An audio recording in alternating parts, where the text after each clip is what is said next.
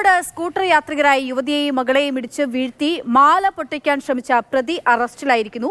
കല്ലായി സ്വദേശി ആദിൽ മുഹമ്മദിനെയാണ് Pantheerankavu police arrest ചെയ്തത്. രാഹുൽ കെ വി വിവരങ്ങളുമായിട്ടുണ്ട്. രാഹുൽ, എങ്ങനെയാണ് ഇയാളുടെ CCTV ദൃശ്യങ്ങളൊക്കെ അന്ന് പുറത്തു വന്നിരുന്നു? എങ്ങനെയാണ് ഒടുവിൽ ഇയാൾ പോലീസിന്റെ വലയിലാകുന്നത്?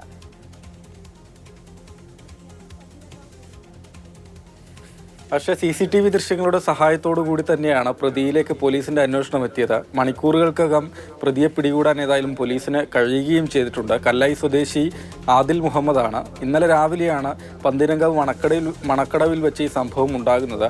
യുവതിയും മകളും സ്കൂട്ടറിൽ സഞ്ചരിക്കുന്ന സമയത്ത് ബൈക്കിലെത്തിയ ഈ പ്രതി ഇവരെ ഇടിച്ചു വീഴ്ത്തുകയാണ് ഉണ്ടായത്. Bike police തിരിച്ചറിഞ്ഞിരുന്നു.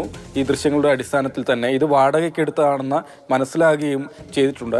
നിലത്തേക്ക് തെറിച്ചു വീണ പ്രസീത എന്നാണ്, മണക്കടവ് സ്വദേശി തന്നെയാണ്. ഇവരും മകളുമാണ് ഈ സ്കൂട്ടറിൽ സഞ്ചരിച്ചത്. വീണതിന് ശേഷം ഇവരുടെ കഴുത്തിലുണ്ടായിരുന്ന 3.5 പവന്റെ മാല മോഷ്ടിക്കാനാണ് ഈ പ്രതി ശ്രമിച്ചത്.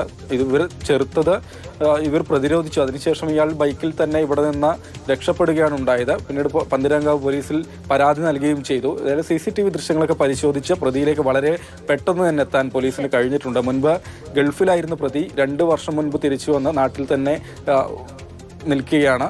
ഏതായാലും പ്രതിയെ പോലീസ് പിടികൂടിയിരിക്കുകയാണ്. ശരി, CCTV ദൃശ്യത്തിന്റെ സഹായത്തോടു കൂടി തന്നെയാണ് ഈ പ്രതിയെയും പോലീസ് പിടികൂടിയിരിക്കുന്നത്. കല്ലായി സ്വദേശി ആദിൽ മുഹമ്മദാണ് ആ പ്രതി.